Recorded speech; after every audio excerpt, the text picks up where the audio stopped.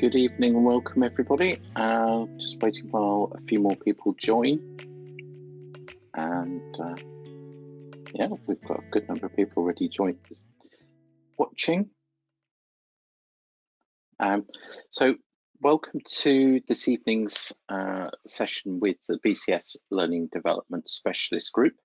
My name's Kevin Streeter, I'm chair of the group, and it's an interesting title tonight. It's all Greek to me, so looking forward to this. So just to start off, I'd like to do a brief introduction just to the group, in case you've not been to one of our events before. And before I do that, I always forget this slide. We will be recording this evening's session. We do have a BCS member group YouTube channel where we put the recording of all our events. So we will be recording. If you ask any questions live, then that will be captured. So just so that you know that. Please put any questions into the chat, and I'll be facilitating a Q&A towards the end this evening, and we'll get started. So what is the BCS Learning Development Specialist Group all about? If you've been to one of our sessions before, you'll be well aware of this, but for anyone new, we are a group, we're a member group within BCS. For anyone that's involved in the development, delivery or management of learning to IT and communications professionals and users. Hopefully that's something that will resonate with you. That could be you just have an interest in learning itself. You might be involved in the training world, teaching things, or just interested in how people learn in general. Hopefully this is the home for you. To give you an idea of the membership of the group, we have 18% of our group are from an IT end user skills background. So these are people that actually teach end user applications, and very good part of the industry. We have 18% of our membership are people that are involved in professional skills. So things like business analysis, project management, service management. 16% involved in technical skills. So this is typically vendor training, product training, in-depth hands-on technical training. Another 16% from the university and education sector, so much more involved in sort of the formal teaching of anything to do with IT. And a third of our membership are just generally interested in skills topics. So we cover a whole range of topics in this group, right the way through the learning process, continuous professional development, all sorts of areas. So hopefully that gives you an idea of our membership. We have a page on the BCS website where you can find out what the group is doing, and go to that link and you'll be able to see all the events coming up. And we have our archive of past events that we've recorded. I think we've got well over 2 years of content now, with all sorts of things from badging and certification to what have we done recently, and get skills, getting people into the industry, all sorts of things. So go and take a look at our channel to find all the past events we've done. We've also been involved in the development of a book jointly with SEDMA Europe, who is the trade association for IT technical training vendors, and it's all about the management of technical training. This is available from the BCS bookshop. You can either buy a hard copy or an EPUB, and co-authored between ourselves and SEDMA, and lots of useful information in there about learning that you might find interesting. A little word on what's coming up. So this is our April session. May, we have a session about technology, learning and visual impairment. So through the looking glass, it's going to be an interesting session to see how learning changes when you've got visual impairment. So something that as learning providers, I know we're always very interested in being as accommodating as possible, but looking forward to that session. And June, we have the importance of demonstrating a learning culture for organisational survival. So please book yourself on these events. They're up on the BCS member group site now, and you'll find the details, a bit more background about the speaker and what we're going to be covering on those sessions.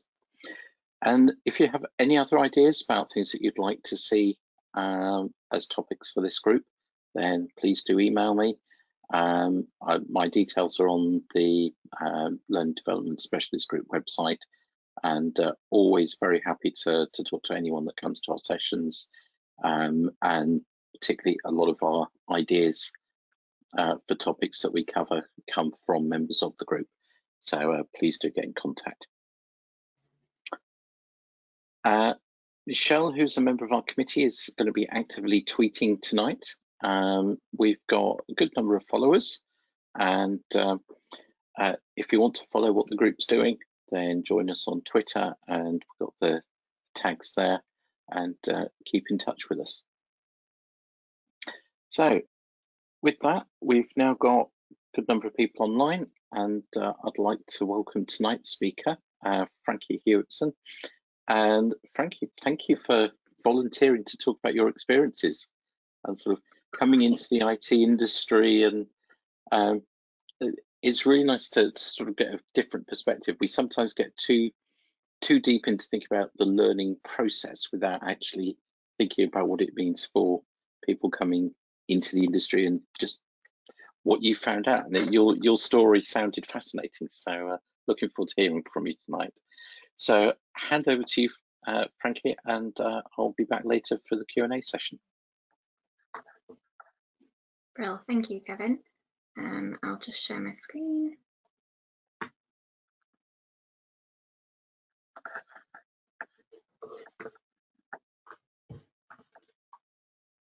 Hopefully you can all see that. We've got two screens at the moment. Oh. Bear with me. We've got presenter slide. That's it. Perfect. There we go. Much better. Awesome. Okay. Hi, I'm Frankie, and I'm going to be talking today about my journey from a non-technical degree into a role in tech. So just a quick sort of run through of what we'll be talking about. So I'm going to do a bit of an intro. I'm going to talk to you a little bit about what a business analyst does, and then I'll talk about my journey from a non-tech to a tech role, how I became a BA, and then what's next. So I've been a BA for about 5 years, starting out as a trainee business analyst at AQA, the exam board, and then I moved to the University of Central Lancashire shortly after that, and I now work at AO.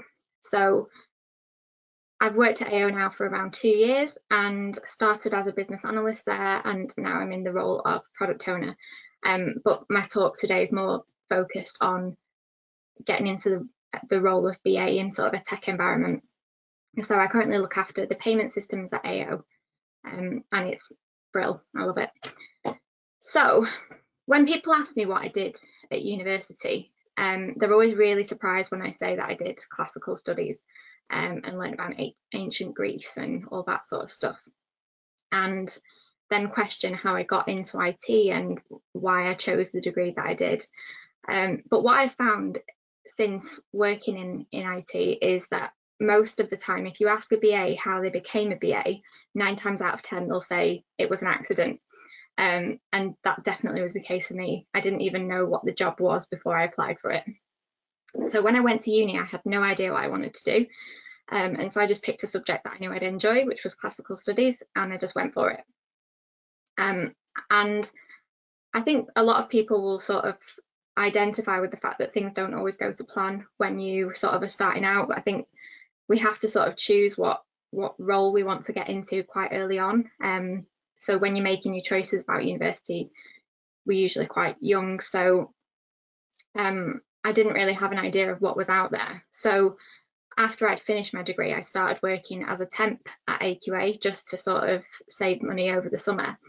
And as I was working there, I started to identify areas where I thought processes could be improved and streamlined. And I really enjoyed it. So I then started looking for roles where I could apply those skills within the rest of the business. And I started looking for roles and then found a role which focused on continuous improvement and process mapping, which is the sort of stuff I'd done in my temporary role. So I looked at the job spec and just went for it. So then I had to figure out, what does a BA do? So this is kind of a trick question because I don't think that I've ever had the same type of role as a BA anywhere. There's no two roles that are the same, and even if you look on Google, there's multiple different definitions. So you've got some BA roles that are more technically focused, others that aren't. They could be more people or project based. And I think if you ask people outside of IT or outside of I guess our industry, there's even more confusion about what a BA does. So this is the definition of what a BA is that we use at AO. But there's a lot more to it than just this as well. So at AO, we have a community of BAs who are all in different teams and perform different tasks day to day. And just in the same way as other places that I've worked, the BAs have had different roles. So on the whole, the BA acts as a representative within the team, a representative of key stakeholders. So that's from the customer to other areas of the business and even including the tech department itself. And the BA ensures that work is delivered by the team and meets objectives, has a clearly defined scope, that we're delivering value, and it really allows developers to focus on development because the BA does a lot of the investigation and that sort of thing up front. So I think the key thing to note is that it's more, I think that there's a lot of skills as a BA that can be taught, and the key thing is actually about finding the right people for a BA role. So someone that's got the right mindset. Skills can be taught, but values can't, and that's the kind of thing that we look for at AO. And it's something that I've always noticed that you've got to be that sort of inquisitive type of person and curious, and also you need to be passionate about what you do. And that's one of the things that's really helped me with my making the sort of transition into a BA role that I've done. So I'm just going to talk to you about some of the technical skills, soft skills and professional practices that you need as a BA before I go into how you actually get there. So here's some examples of some requirements gathering and knowledge sharing that we do. So to become a BA, you'll need to develop some skills, and if you don't already have them, don't panic, because I'm going to be talking a bit more about how you sort of get those skills later on. So you might have more skills than you realise. So if you've ever had to understand a problem, get to the root cause of it, ask questions, facilitate a session, you might have already done what we look at as requirements gathering for solving a problem. We also use tools like story mapping and impact mapping, which can be a really good way of sort of laying out a problem in a really simple way and making sure that any solution that you come up with actually addresses the problem. And we also look at story slicing, so making sure that we are delivering something that's valuable to our customers as early as we can, rather than just waiting and delivering one big piece of work. We also look at backlog management, so planning out what a team are going to be doing, making sure that everybody understands what that work involves, how much time it's going to be taking the team, and then prioritising it so that it's then delivered. So this is one of the steps that I think people often get a little bit intimidated by, but it's what a lot of people do in the day-to-day, even if you're not a business analyst. A lot of people will plan out the weeks, what the team's going to be doing, and that kind of thing. We look a lot at process mapping, which again is something that I think people do without realising it. If you've ever sort of rethought your route to work, for example, you've potentially made a process improvement there. If you've sort of thought, well, I go this way, but if I change this part of the route, then that will make it a little bit quicker, and then you've made an improvement. So I think it's something that people don't realise that they're doing when they're actually doing it. And then moving on to soft skills. So as a business analyst, and in a lot of roles, you need to be collaborative. You need to be able to work with your peers and others. You need to be able to identify important relationships and be able to work as a team, because we're all working towards the same goal. And you also need to be able to focus on your own personal development, which is something that I struggled with for a long time. And when I talk a little bit later on about the sort of self-development type stuff, I think this is something that it's really important to be able to take ownership of your own development and identify areas that you want to build on and that you can improve on, and then work on them. And you can look at this both from your own personal skills or any personal development of how you can help your team or your department or outside of work. And it's also important to be able to teach people and to learn from other people. Like, you need to be teachable and you need to be able to share your skills with other people and be able to build relationships. So as a BA, it's important to have good relationships with your team, your stakeholders, and other teams that you work with. And finally, it's important to have good professional practices. So these are not specific to being a BA. So there's project and time management, being able to communicate and present, being able to work with a team, constructively challenge, and not making yourself a single point of failure. So these are all things that are relevant whether or not you want to be a business analyst.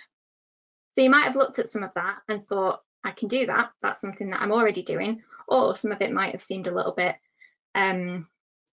different to what you do today. But the key thing is with that, it's always good to sort of identify what skills you have and what you then need to work on. So once you've done that, how do you then transition into a role in tech or in any industry that you want to work in? So I've talked a lot already about the skills that you need to become a business analyst, but I've not really spoken much about how you get there. So as I said, I'd been working as a BA for a few years and had been progressing in my career, but decided I wanted to change because the role that I'd been in had been more performance analysis focused and more, I guess, business focused. And I wanted to work in tech after spending a few months on a secondment working in some IT projects when I worked at AQA.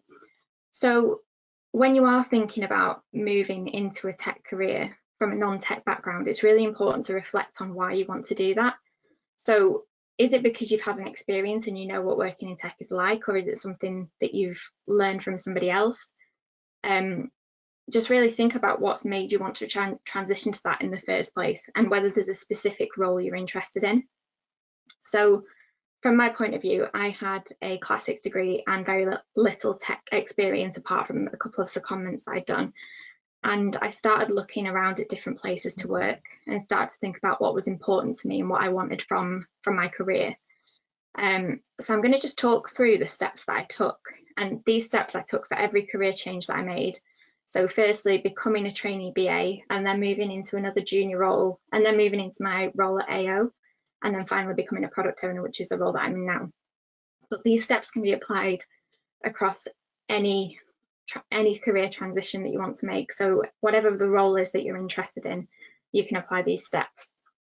So the first thing that I did was I assessed the skills that I already had. So you can see there, this is the job specification for a business analyst at AO. So this is something that I've done in lots of different roles, but you look at the sort of jobs that you're wanting to go for, look at the skills that you already have. So this could be from university, this could be from previous jobs. So in the first role that I had, I was obviously looking at how I could apply the skills that I've gained at university. And I think the key thing was that even though you might not think that an education in classical studies has any relevance to tech at all, it really does, because there's a lot of analysis that you have to do when you're studying languages, and there's the sort of technical, the writing up analytical pieces of work that obviously is then something that you have to do in a tech environment. So looking at those skills that you already have, and then you can apply this whether you want to be a developer, whether you want to be a project manager, a scrum master, a product owner, any role. You can just sort of search and see what sort of things roles are looking for, And then what you've got to do is fill the gaps. So focus on the most important skills that are there that you don't already have. So, for example, this job spec talks a lot about agile and lean. And when I was first when I first wanted to become a BA in a tech role, I didn't really know much about agile and lean. I'd not worked in an agile or lean environment. For anyone that doesn't know, agile and lean are both development methodologies that are used in modern sort of tech workplaces. So for me, that was something that I really had to identify as a gap and work on how I could fill that gap. So you sort of look for any technical language and see if you can research it. And then even if you've not got experience, if you know your stuff and show that you've done your research, you'll be in a good place to then start applying for those sort of roles. So once you've then identified those gaps, you can look at how you can fill them. So there's a few steps that you can take here, and these are some of the things that I did to sort of help when it came to moving into a more tech-focused career.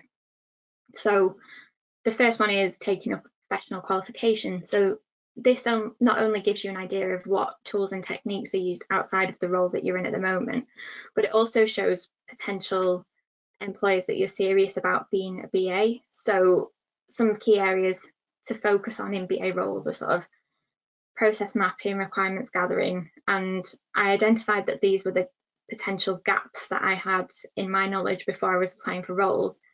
And so I went and did the BCS Business Analysis diploma.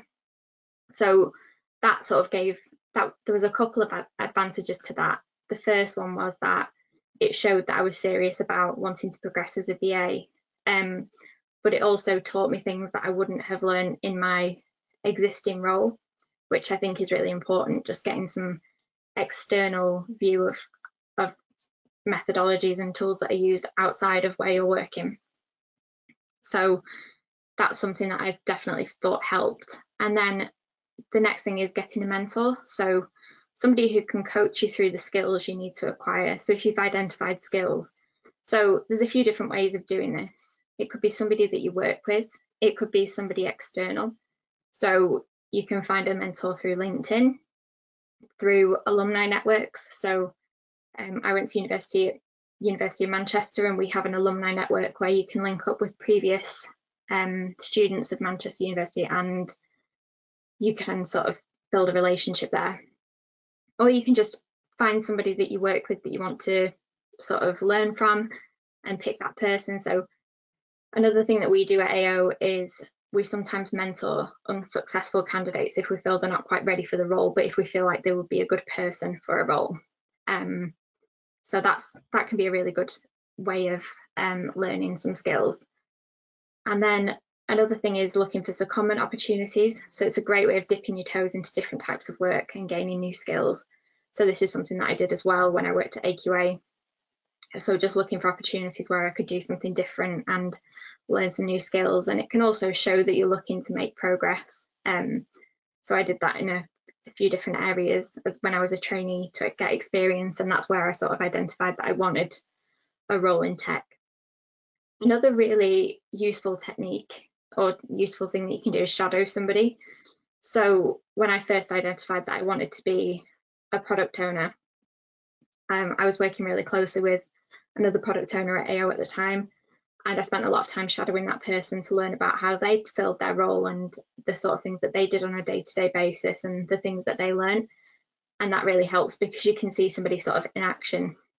And another thing is just looking for online learning resources. So there's a lot of free resources. You can look at LinkedIn Learning, and you should be able to find some resources to help you with the skills that you're wanting to develop. So finally, in terms of this little framework that I'm talking through, start doing stuff. So use your new skills, apply what you've learned to your day-to-day role, and get feedback on how that's going. Apply for different roles. So one of the things that I did when I was looking to become a BA in a tech department, I kept applying for technical BA roles, and then I just took on board the feedback that I got from any roles that I was unsuccessful for. So I actually got turned down for 3 roles at AO before I started working there. But because I knew what I wanted and I knew that I wanted to work there, I took the feedback on board, and I worked on the gaps that I had in my skill set. And that kind of leads on to the next point, which is taking risks. So the feedback that I got was that I didn't have enough experience in a tech environment. So I then basically started at the bottom again by applying for a different junior role after I'd progressed beyond sort of a trainee role in my previous job, just so that I could get that experience, and then sort of carried on working my way up until I got the role at AO. And I think that it's really important to, obviously it's not possible for everybody, but taking risks is what's really helped me progress in my career, because you can't always be on an upwards trajectory. Sometimes you've got to take a step back and think about where you want to get to, and then switch course a little bit. And then reaching out to your network, so getting in touch with people that might be able to help you, who might have opportunities that you can explore, or who might have skills that you can learn. So this is sort of the culmination of me sort of looking at what I wanted to do, where I wanted to get to into my career. So one of the things that I really focused on was thinking about what kind of environment I wanted to work in. So I realised that for me it was really important to enjoy the work I do and have fun at work and be part of a supportive community. And that's been sort of the mindset that I've had throughout my whole career so far, and through choosing what I wanted to do at university as well, is it's so important to enjoy what you do. So that was the motivation for studying classics, and that's the motivation for sort of going back and trying different things and changing roles so that I could get a role at AO and a role in tech. So I started researching places where I'd feel fulfilled and where I would feel like I was part of a supportive team. And I stumbled across AO and learned about the BA community there. And I'd need another presentation to go into how amazing I think the community is there, but it's enough to say that it was a massive pull for me. And the reason that I was so persistent and applied 3 times and was rejected, and then finally got in there, was because I was so adamant that it would be a great place for me to work. And that's kind of been proven now with the opportunities that have been sort of put in front of me. So make sure you do your research and be picky and find a place that works for you as well as a role that works for you. So really think about what you want to get out of your career, and then think about the skills that you need to get there, and sort of don't be put off by the fact that you might not think you have the skills that you need, because quite often skills that you already have are transferable. You just need to think about them from a different lens. So in terms of what's next, so back in February 2020, I decided that I wanted to go for a PO role. So having previously made a career transition, I started to look at the parts of my role as a BA that I enjoyed, and thought about how I could move into the PO role and learn the skills that I needed to. So as I mentioned, I started shadowing another product owner at AO. So we were starting to transition from a more project dominated world, where a lot of the work for us as IT teams came in as projects that we needed to deliver, into a more product focused world. So where we focus on customer obsession and innovating our products and having the expertise within our tech teams to make the right decisions for our customers. So for anyone that doesn't know, the PO role, the product owner role, is a role which works with the development team, including the BA, to deliver value to the business and to customers, and to shape the product strategy. So we sort of work on the roadmap of what's coming up for a tech team, and then the BA will work with the team to sort of plan out what the solutions that the team are going to build looks like. So there's a lot of focus on delivery, defining what the minimum viable product, which is what we call, when that's sort of what we deliver as the first pass, the first thing that makes its way to a customer. We also set goals for the team and communicate progress towards our objectives. So I sort of use that framework to sort of identify where I wanted to get to, what skills I needed to work on. And now that I'm in that role, it will be a case of sort of understanding what I enjoy about my role again, and looking for what the next steps are when I sort of choose to take them. So that's it from me. I whizzed through that a lot quicker than I expected. I think I was talking quite quickly, so apologies for that. But if anyone's got any questions, I'll just open it up now for anyone to ask them. You're on mute, Kevin. I work so hard to not do that. That was really interesting because you've come. It's almost like you've done a whole career in a very short space of time. You've already done major transitions. So, and the approach, I think the approach you've taken is one that most people in learning development would sort of go, yeah, you've got to do an analysis where your gaps are. You've got to work out what learning you want to do, and then go for it. But I wanted to ask about AO itself. What was the attraction to the company? Did you specifically say? It sounds like you specifically wanted to go and work for AO. Where did that come from? So originally, I was looking at where I could work in a more modern sort of agile environment. So I'd worked at AQA, but I was focused more on like an operational type role. So looking at reporting and that kind of thing. And I really enjoyed working on continuous improvement. So my brother actually started working at AO, and I heard really good things about it. And it was one of those places that I just heard from word of mouth. And I started doing my own research at there and then a couple of other places as well. And I found a lot of information online about the BA community at AO. And as I said, it was one of the biggest draws for me. So being able to work with a community of sort of like-minded people that you can sort of knowledge share with. And it, like, they do sort of quarterly skill sharing days, knowledge sharing days, and work with BAs in other companies as well. So there's we do have a talk about building a BA community, just to sort of talk about all the benefits that we've sort of got from that. And I think that was the thing that drew me to it, because I knew I wanted to be a BA. I knew that I was perhaps less experienced than I needed to be, and I thought being a part of a community of like more experienced people would help. But it was definitely a case of I identified there as a place that I wanted to work, and then applied a couple of times and then took on the feedback and sort of went out and got the skills that I needed. So I moved from my role at AQA into the role at UCLan because I was told that I didn't have enough IT experience. So I thought, okay, well, I'll go and get a job with IT experience. Even though it was a sort of step back for me, it was then what it unlocked was the ability to progress further. So yeah, it was definitely a draw of AO. Yeah, and it sounds like you were very focused on what you wanted to do there as well. Yeah, I think that's. How did you get to that point? Because it's a question that always comes up.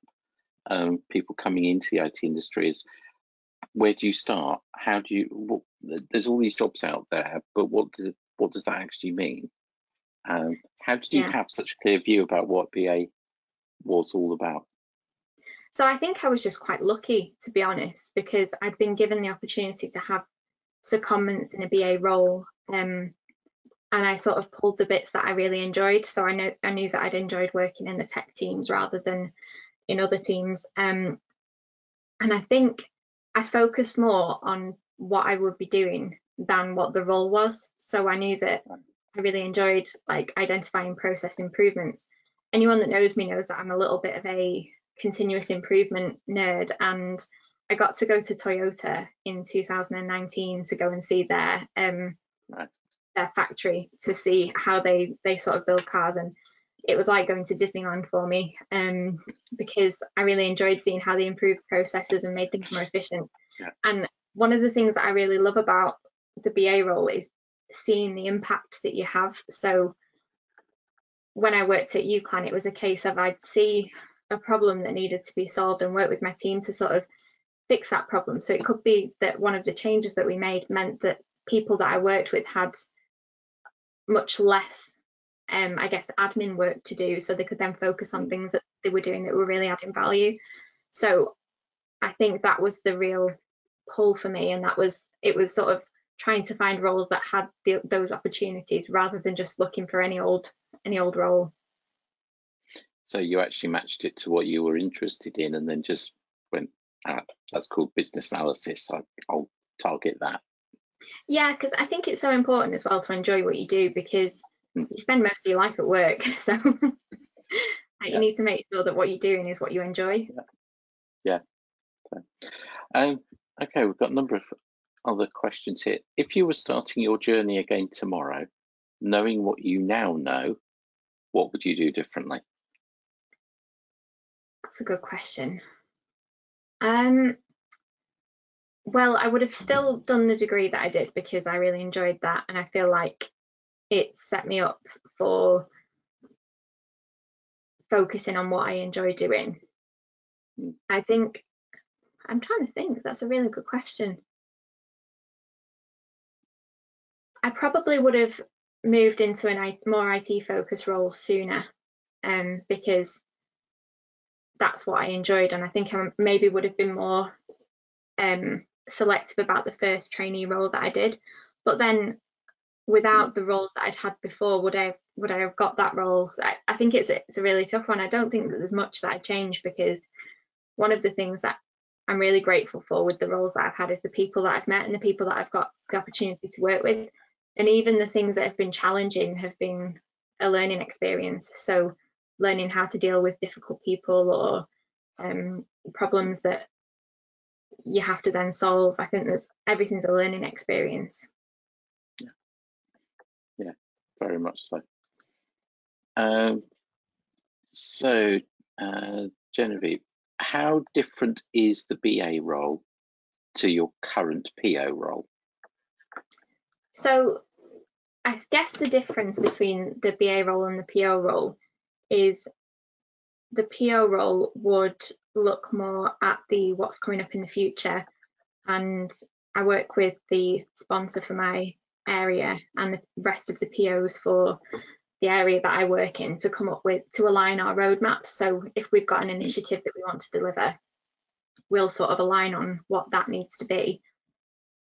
And then the BA role will be looking at what that initiative is and what that means for the specific team. So scoping out what the actual requirements are and what needs to be built by the dev team. So I think the PO role is more of a long-term view and looking sort of further ahead of where we need to go as a business. And then the BA role sort of works with the PO to sort of help realise that vision and communicate it to the teams and that kind of thing. So there's a lot of crossover and there's a lot of collaboration and working together. And the other key role that I've not really talked about there is our user experience designer. So one of the things, when I mentioned that we've sort of moved into a more product focused world, the focus is obsessing over our customers and what our customers are doing on site and what their problems are, what we need to offer them. And one of the key inputs into what we do as a team is insight into what our customers need and what our customers want from our website. So we do an awful lot of that, and whenever we're making changes, we'll put it in front of end users to sort of test. And that again is a really key thing that almost feeds into what our strategy is then going to be, because we'll have an objective that we're trying to deliver, and then we'll have the different roles that sort of support that. Right. Yeah. I've got a question I noted down. When you've got a very well-developed sense of the learning process, of sort of assessment, developing your skills, putting your new skills to use, has that come from having been in contact with the education world? It's unusual to see that coming across in somebody who's got such a clear picture. So has that been part of what's been helpful for you? I suppose my mum's always been into education. Like she's been a teacher for a long time and then worked in universities, and I've always kind of had that instilled in me that the way to get what you need is to learn stuff. So that's kind of where the focus on being more proactive when it comes to learning skills that you need comes from, I think. Yeah, and I think just it's something that I've always had the opportunity when I've worked in places. There's always been a really good learning and development, what's the word, function that I've been able to sort of work with whoever's been my manager at the time to identify what my goals are and how to then get there and sort of use the learning opportunities that are there. But I definitely think it's been a really helpful approach for me, because the risk is that you end up being more scattergun and just apply for anything or try and do everything and then not really focusing on what you want to do. So yeah, I think that setting yourself a goal and then figuring out how you get to that goal, whether that's through learning or qualifications or shadowing somebody, I think that's what's really helped me personally. Yeah. So how did you find doing a BA exam after having a sort of studied classics before that? Oh, it was awful. No, I think there was a lot more pressure because with the BA exam, I was thinking about what that was going to unlock for me, and I'd sort of done that as a means to get into that next step that I wanted to get to. So I really wanted to, like I say, be a BA in a sort of tech environment, and the modules that I'd chosen on the BCS diploma were sort of geared towards that. So I think when I was at university, I was more focused on enjoying studying what I was studying, and I think with the BCS diploma, I was more it was more, I guess, focused on what I was going to then do afterwards. So I think I put a lot more pressure on myself. But I think the learning of how to sort of prepare for an exam and how to study and all that sort of stuff, that's one of those transferable skills that I was talking about earlier, that it doesn't really matter what you're learning. How to learn is what you learn at university, so it doesn't really matter what your degree is. Yeah, no, it's interesting, because we all think something like a BA exam, it's something you've got to really come from the IT world, or you've got to know what you're coming into. It's like, no, actually, you can come into it from any background. It's how you approach it that's so important, which is what you're saying. Yeah, definitely. I think it's really easy to be sort of, I guess, overwhelmed or put off by thinking that something's going to be too technical or you're not going to be able to do it. But I found that it was a really accessible course, and there was some of the stuff that was covered when I was doing the diploma that I sort of had already covered in the workplace, but maybe in a different way. And so it was good to see different ways of applying that stuff. But it was all the people that were sort of delivering the courses were really, really helpful with questions, and they sort of tailored it to whatever level you needed them to. So it was really good from that perspective. Good. Another question here. Have you faced any barriers with not having a tech background? I suppose the biggest barrier was getting a role in a tech team. That was something but I kind of had to overcome that barrier by learning and getting the experience that I needed. I think the first time I worked in a more technical team, I was really overwhelmed by the language that was being used. So I think every workplace has their own acronyms and basically their own language that they all converse in, and it took a while to get used to that. But I think one of the things that really helped me was just the fact that I'm not afraid to ask questions. So no matter how stupid the question might seem, just ask it, because you'll be glad that you did, and don't wait until it's too late. So I think that was probably another barrier, just feeling a little bit intimidated by moving into something that was a bit more unknown. But I think the key thing there is just make sure you just be confident enough to ask the questions. Good. I've got a question here. What do you think your next move would be? Oh, I would like to buy a farm and just have loads of animals around me all the time. No. That was a slightly unfair question because, yeah, you might know the person that asked the question. So I've always said, I think one of the questions that you sometimes get asked in interviews is, where do you want to be in 5 years' time? Yeah. And I've always answered this by saying, I just want to be happy, enjoying what I'm doing and learning. So I think for me, until I feel like I'm not learning and not happy, I won't be necessarily looking at my next move. I think I've still got an awful lot to learn about being a PO, and then it'll be a case of going from there and seeing what other opportunities there are. But I think that my focus isn't necessarily on what job I want, it's about feeling happy and fulfilled with what I'm doing. Which is really important. Does get forgotten too often.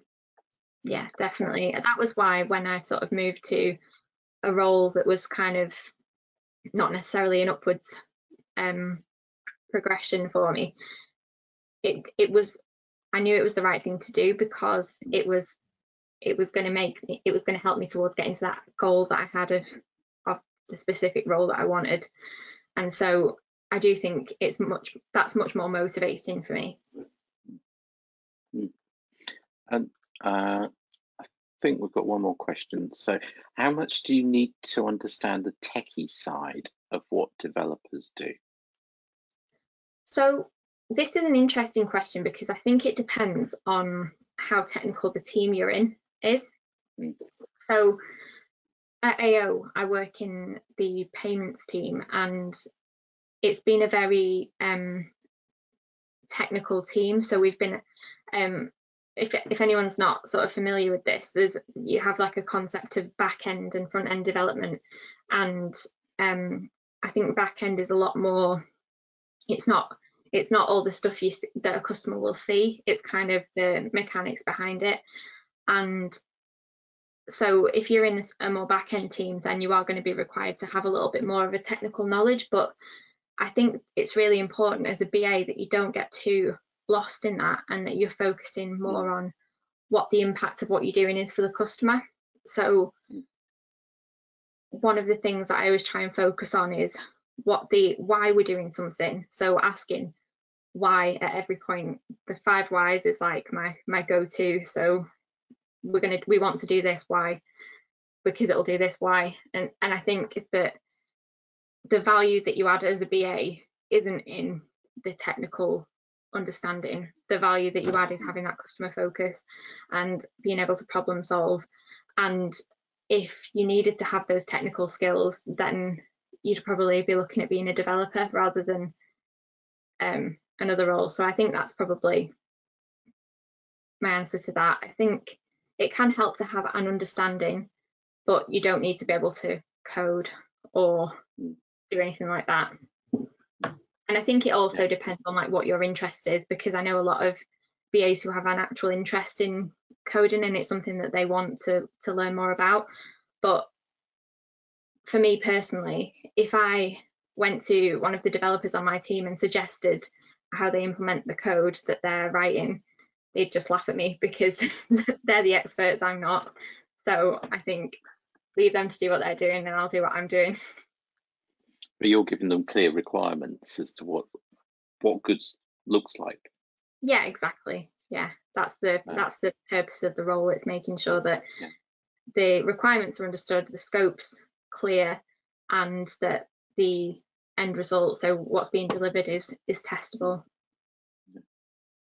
Great. I think we're at the end of the questions. So thank you for answering all those questions. I know it's really uncomfortable being there.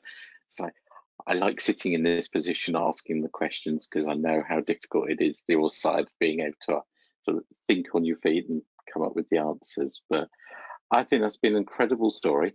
Thank you for sharing it with us tonight. I think it's an unusual journey, but it's actually really important to hear people's views and just the journeys they've been on and how they get into the industry. And I think actually you've talked like a learning professional as well, because like the ideal is getting people to think about their learning, about their professional development, understand what skills they've got. These are ideals for us as learning development specialists, and yet you've just done it. I think that's a fantastic story. So thank you for being willing to share that with us tonight. Thank you for having me. Really, thank you for being prepared to come and talk to a group online that you've never come in contact with before. But it's we've had comment. Brilliant story. Nice, yeah, brilliant story. And we're just starting to think a lot in the group about early careers and how do people come into the industry. And we too often fall into thinking people have got an interest in IT or an IT background. I think you've given us a really nice counterbalance to that.